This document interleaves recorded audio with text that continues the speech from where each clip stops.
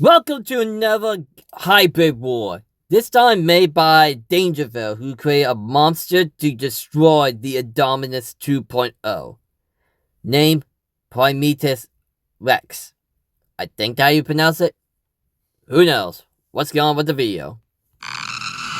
Daniel 416.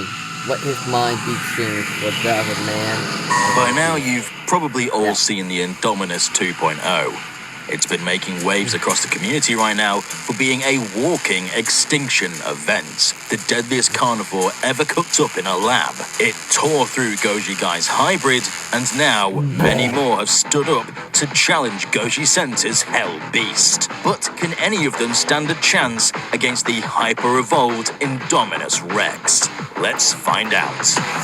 What's what you got, Danger? To make the ultimate predator, we need to know what we're facing against. The Indominus 2.0 stands 18 feet tall with a length of 43 feet, and unlike her theropod counterpart, walks on all fours, which means she's a more efficient ambush predator. She has even larger and stronger arms with even sharper claws, which are capable of slashing, gripping, and throwing. Even tougher osteoderm armor protecting it from heavy attacks. And most important of all, a stronger, more lethal bite. It's safe to say that Indo 2.0 is an improvement in practically every factor compared to the previous incarnation. But like everything, it can be beaten. But how? Well, for us, we need to reach into another universe entirely. Terracosm. This is something that us at DangerVille and GojiCenter have been working on for quite some time now. In this universe, there is a war between humanity and a great monster swarm that burst from the core of the planet. Humanity came out on top, but victory was hollow. The cost was catastrophic. Our greatest minds, our most advanced machines, our spirits, they all perished in the war. What remained of humanity was broken, reduced to a shadow of its former glory. Now, in the 31st century, monsters are returning, stronger, deadlier, from the depths of the frozen wasteland once called Antarctica, now known only as Terracosm. In this universe, a scientist, Dr. Shinsei, aiming to control the monsters, creates a prototype neural control device that taps directly into monster brainwaves. However, when his initial tests fail to give him full control, he realizes the beast's primal consciousness is too alien and complex to manipulate without a deeper connection. His ambitious solution: integrate kaiju DNA into his own neural tissue so he can resonate with their minds on a genetic level. He modifies himself, not realizing that this will eventually trigger a transformation beyond his control. The fusion of human and kaiju DNA begins to distort his body, reshaping him into a demonic kaiju-human hybrid. What we're left with is Primatus Rex, the primate king, part man, part monster, a hyper-intelligent creature with the body of a heightened predator, enhanced in every measurable way. His size increased to 25 feet tall, leaning over even the largest of carnivores. But the mutation affects not only his appearance, but also his instincts. His human mind has become overwhelmed with urges and primal impulses that erode his original goals, replacing it with an insatiable urge to conquer. He begins to lose his humanity, unable to distinguish where his mind ends and the kaiju begins. But what makes Primatus the ultimate predator? Starting with the baseline of the most deadly predator that ever walked the face of the earth, mankind. The de-evolution process mixed monster DNA with that of humanity's ancestors, Gorgonopsians, Australopithecus, Procinosuchus. Human DNA holds the code for these ancient ancestors, and the monster genes have unlocked the most deadly traits from each of these beasts. Coated in bright orange fur and tough scaly skin, Primatus is an extremely dense, muscly beast, with huge primate arms suited to predators due to their strength, flexibility, and dexterity, allowing for effective hunting, climbing, and grasping. The long muscular arms enables Primatus rex to reach out and capture its prey, to tear it limb from limb. Additionally, Nice. the opposable thumbs enhance their ability to handle and manipulate objects, tools, or prey with precision. And at the end of the fingers are massive sharp claws which can even rend through metal. Possibly its greatest advantage is heightened intelligence, with advanced problem-solving abilities and strategic planning. It can set traps, craft tools, learn and exploit weaknesses, and adapt quickly to new threats. This cognitive edge allows Primatus rex to not only survive, but dominate its ecosystem, staying one step ahead of its rivals. And because of its humanoid vocal cords, it still has the ability to speak in its native tongue, mocking you with cruel taunts about the doom that awaits you. Thanks to the mutated kaiju DNA, Primatus has access to light psychic abilities, which allows it to control lesser beings. This means animals like velociraptors and small monsters submit and serve this titanic beast, providing backup and extra teeth to overwhelm his opponents. However, due to introducing psychic abilities to the humanoid mind, his brain has been forced to adapt by expanding and bursting from his spine, leaving him with a noticeable weak spot, protected only by a weak telekinetic shield. However, he has the capabilities to create armor and has his minions covering his back in case of ambush. This part of the brain enables its psychic abilities. However, if wounded, Primatus loses synaptic link of its minions, but he can still fight alone, which is more than enough. Moving on to possibly one of the most important aspects to any predator, its skull, sporting forward-facing eyes, making it a top hunter. With a long snout filled with dozens of razor-sharp teeth, his teeth are capable of slashing and stabbing through even the toughest of flesh. And with a skull shape similar to that of a T-Rex, it has the ability to even crush bone, meaning anything is on the menu for Primatus rex. Primatus also has a long, thick tail, and at the end, a thagomizer. This can be used for tripping opponents up like a hook and even piercing the flesh of attacking opponents. Many primates' tails can hold their entire weight, and Primatus would be no different, being able to grab and throw around the enemy. And thanks to Primatus's improved immune system, he's resilient to sickness and despair. With feel no pain, he feels nothing but the grasp of insanity. Primatus is adorned with a permanent grin, a visual reminder of the glee this monster will get when it tears into the flesh of its adversaries. It's an intelligent beast built with the best traits from Earth's most deadly predators. However, is it enough to take down GojiCenter's living extinction event? To find out, let's see how it fares against its predecessor, Indominus Rex. Oh. He faced against the original.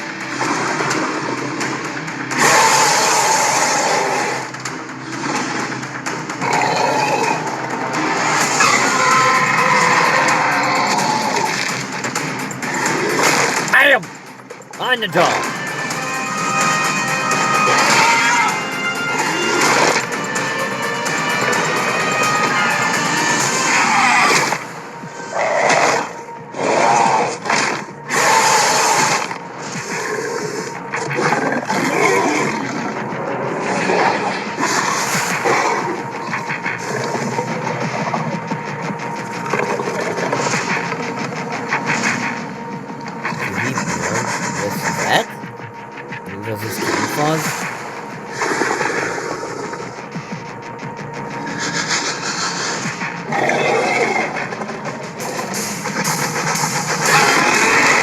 Yep. Damn.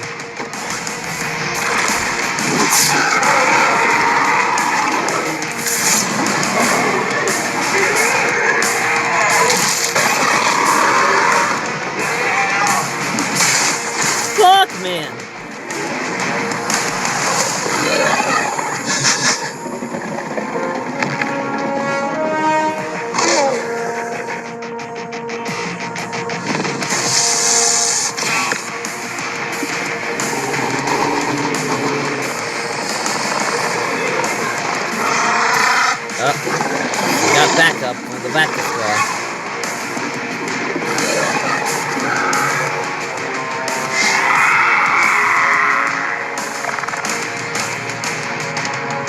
Oh.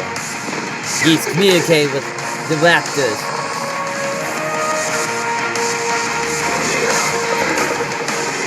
Fuck her shit up.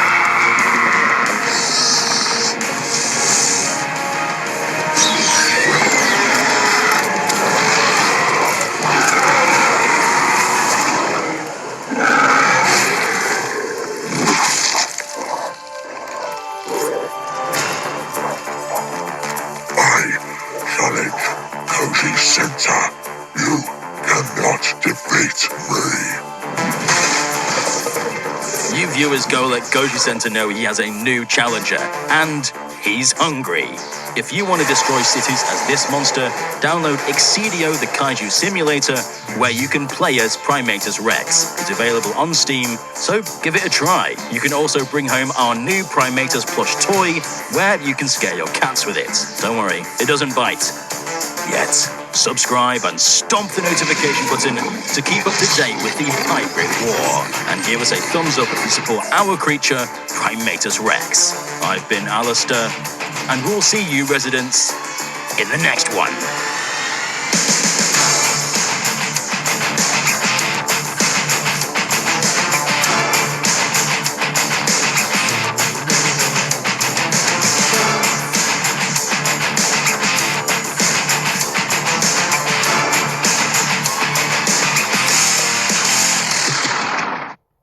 May 5th, 20... Okay, so this is GojiCenter respawn to Primatus Rex. So now, GojiCenter is gonna improve his Indom 2.0 to face against Primatus Rex. Let's see what he has up his sleeve. May 5th, 2023, GojiCenter teamed up with artists and researchers to analyze the long-lost hybrid, the faulty Ultimasaurus, and create a new and improved Gestalt monster truly capable of the carnage the Chaos Effect monster failed to inflict, the Ultima Imperatrix. A year later, the crew did the same, to the scourge of Jurassic World to even greater reception. And then for some reason, the internet collectively decided to kill it. The first attempt was struck by YouTuber Goji Guy with his horrific hellbeast Hank. After fending off that challenge, the 2.0 found itself confronted by a slew of foes that came out of the woodwork. Most were sensible beasts we could see showing up in the Jurassic franchise and apt combatants. Others, however, found themselves in the Hall of Shame. But sharp-eyed viewers no doubt noticed something missing. An empty spot in this exhibit reserved for the absolute worst of them all. But whose ass cheeks will finally make contact with the dreaded throne in the Hall of Shame? Today on GojiCenter, we will showcase a well-known challenger to the 2.0, one who was portrayed as an impossible beast. Part man, part kaiju, the uncanny primate king straight out of DangerVille, the Primatus Rex. Or is that Primatus Rex? Jeez, I don't know. So, to stand up to the threat of the king of primates, the pseudo-named Indom 2.0 will have to be modified into nothing. Yeah, you already know this song and dance already. We could have tweaked and revised our favorite attack animal to stand up to a shrunken actual kaiju, but you'll find that this won't be necessary. And while we will be dragging Primatus from its fantasy world into our own grounded universe for some harsh evaluations, we'll play nice and are not going to take away any of its questionable abilities. It'll still be the same psychic force field making physics busting murder monkey it always was. Soon you'll realize that challenging the 2.0 will introduce you to a very unforgiving entity, reality. Primatus Rex might be a horrifying monster of the mind, but nature is far more ruthless than any thought ever conceived by anyone. So, what does the primate bring to the table? Some decently good assets. A large, robust jaw with fangs for piercing and numerous other sharp teeth for ripping and crunching like Tyrannosaurus. Multi-ton arms to both act as bludgeons, grasp, and slash. A long tail tipped in spikes like a Stegosaurus thagomizer that can bash and stab. And with a towering upright stance of 25 feet tall, Primatus certainly can be big enough to make it plenty lethal. If the 2.0 left itself wide open to a grapple and crush against such a creature, it could be curtains for the hybrid. However, And get comfortable, everyone, because class is in session. Huh? There's a reason nothing like this ever existed in nature. And folks at DangerVille might have left a few weaknesses in the design that would make tangling with the 2.0 a Herculean Gaggle effort. bitch. For every benefit of a design feature, there could be certain drawbacks. And if there was anything we hope to have shown you on this channel, it's that humanity can rarely outsmart nature when contradicting it.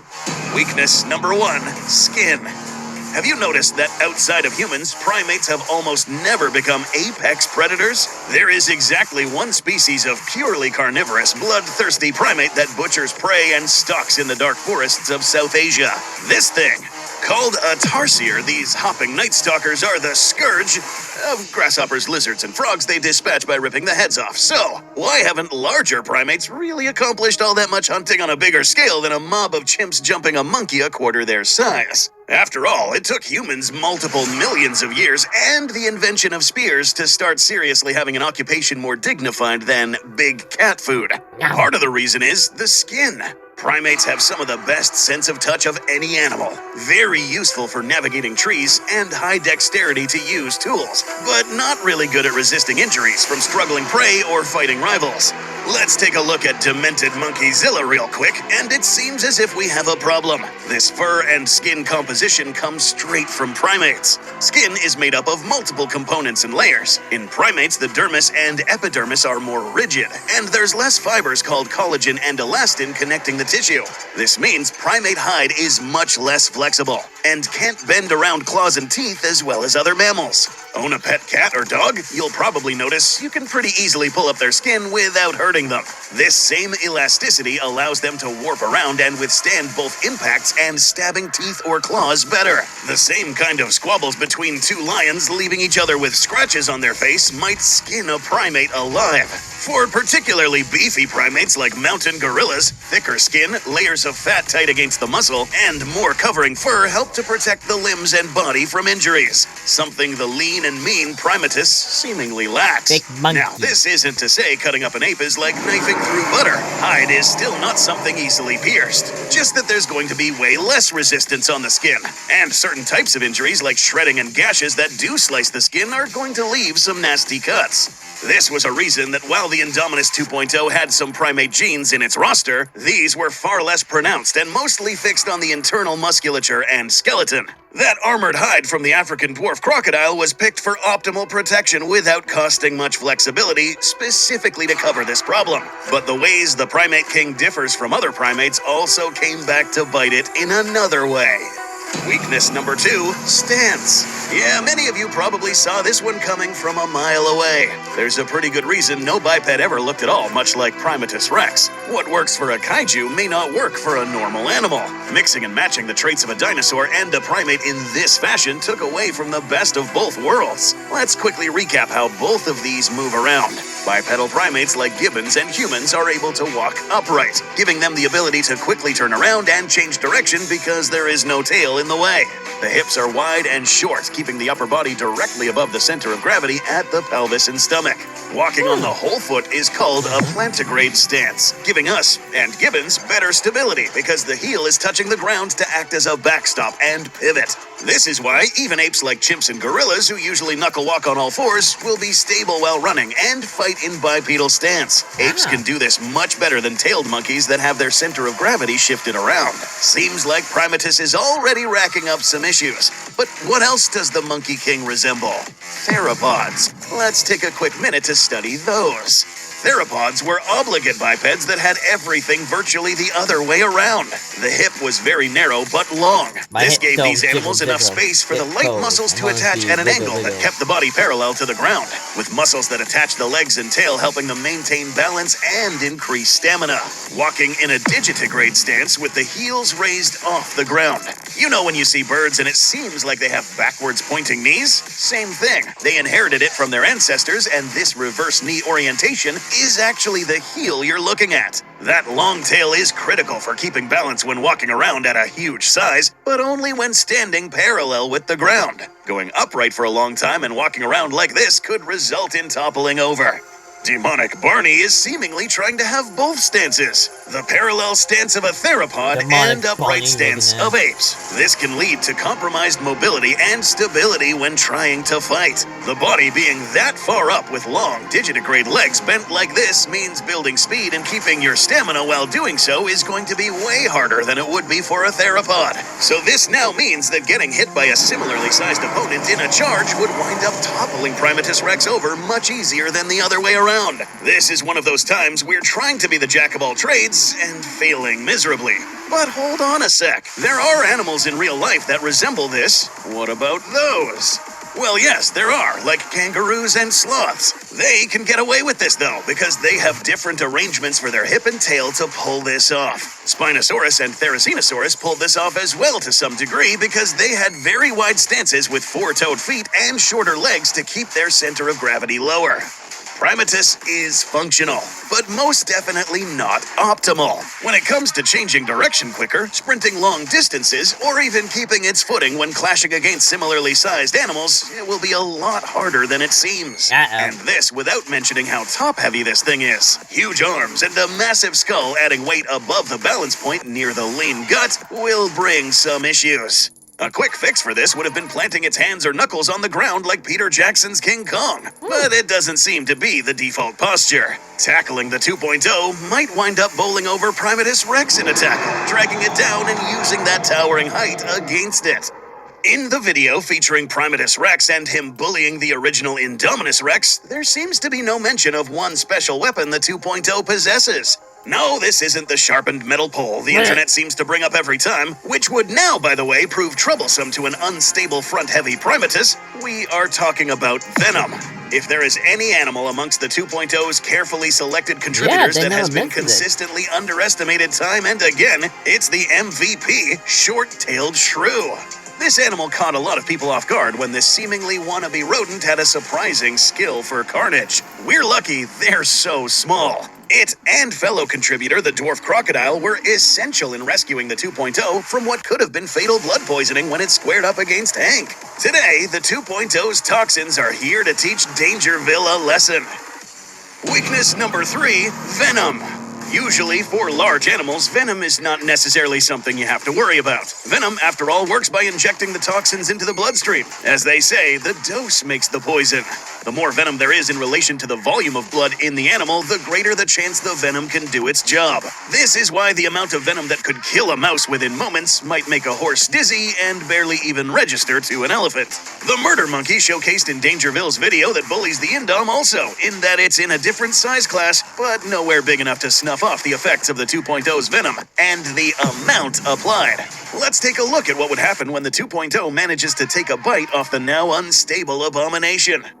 But hold up. We really need to address this, especially since every ability in the hybrid should be backed up by some genetic contributor. In DangerVille's video, it was mentioned that this thing has a bolstered immune system, but no mention of what exactly contributed to it. Even Hank had most of its abilities backed up by animals. But let's pretend and give Primatus a free pass that it does somehow have this said improved immune system. Well, it might go a bit better if it was fighting a venomous snake, but it's fighting the 2.0 with the venom application method of the shrew, which is very different. Unlike snakes, who are very careful with the limited stamina they have for bursts of action, shrews are about as hyperactive and voracious as an animal can get, continuously biting and thrashing, and the venomous saliva makes this all worse. Continuous doses of venom to the bloodstream isn't something the body will take lightly. Say this immune system does manage to fend off the first dose, it might start having issues with the second, third, fourth, and so on. The body takes time fighting off these foreign agents and can become overwhelmed. Not to mention that this neurotoxin will cause paralysis at a parabolic rate as each bite is inflicted, affecting the nerve cells and, hold on. Alright, yeah, we need to talk about this. Primatus comes wobbling into the battlefield with enlarged brain tissue that allegedly gives it psychic powers. It might be protected from outside attacks by Primatus's foresight to cover its blind spots and a force field, which in the realm of reality wouldn't exist, but here goes yet another free pass. Primatus can keep its force field ability, cause one good bite and it's out of commission. How about a venomous tax from the inside? Alright fellas, pop quiz. Where do you think a neurotoxin that targets nerves is going to affect the most? Well, I'll give you a couple seconds. The bourbon. Did you pick answer A? Wayne. Yes? Weenie. Congratulations! DangerVille selected option F. Now, admittedly, a small dose of venom would not affect a theropod or normal primate of similar size to the same degree. But this venom still has horrid effects on the muscles and nerves for an opponent, like this. In this case, however, this superfluous amount of brain tissue ended up giving Primatus a bigger weakness to this. And because neurons still have to act like neurons to transmit information between the cells regardless of what you are, otherwise you couldn't even move, this means the more bites Primatus incurs, the more its mind and body are going to stop working. And, well, as we already covered, the evil monkey is shrink-wrapped in tightly fixed skin around the muscles with very little padding underneath, making it bleed quicker and giving more opportunities for this venom to leak with every bite. The fur could deflect some of it, but anything on the bare parts like arms, chest, neck, face, and that uncanny tail would prove catastrophic. And if that happens, well, its fate might even get more grisly if the Primate King loses the fight. Shrews and their fellow venomous cousins like moles will sometimes store their prey alive to eat them fresh later once they go catatonic. For the kids watching, this is the act of storing the bodies of prey, still alive but paralyzed, to then eat fresh later. A hallmark attribute of the 2.0 is that it does resemble the shrew's hunting methodology. There is something else. A naturalist study found that short-tailed shrews cache away over 85% of their prey. In many cases, the 2.0 would wind up killing prey on the spot. But if its prey locks up and goes catatonic, that being paralyzed but still alive, those instincts might kick in. And 2.0 could drag and store the monkey somewhere to eat for lunch later. Now, to the point made in DangerVille's video. This animal is coming from an alternate universe, host to different rule sets which cancel out lots of rules of physics, and with a bit of wiggle room when it comes to supernatural abilities like telepathy and force fields. An Indominus in this fictitious realm could fall to Primatus quite easily, with tool use, or with its bare hands due to a noticeable physical advantage. However, while being a fearsome opponent, fighting the 2.0 means dealing with the bitter truth of reality.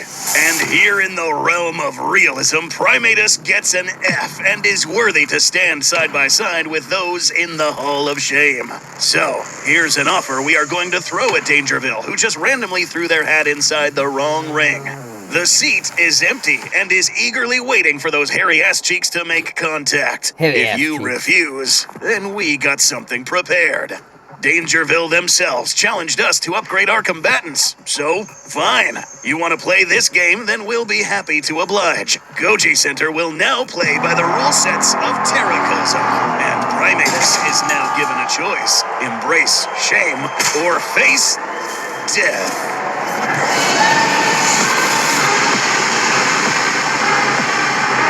Yeah! GojiCenter's own monster. I hope DangerVille picks Treat Rifle. Put those Ariachis onto the Hall of Shame. That was Primatus Rex being absolutely murdered by GojiCenter, as always. Now, they just have two options. Accept the Hall of Shame with Ariachi on the center, or face against whatever comes to them. That was the hybrid war. I will be doing the Hall of Shame and Honorable Mention in another time. And for that, I'll see you guys next time. Bye-bye!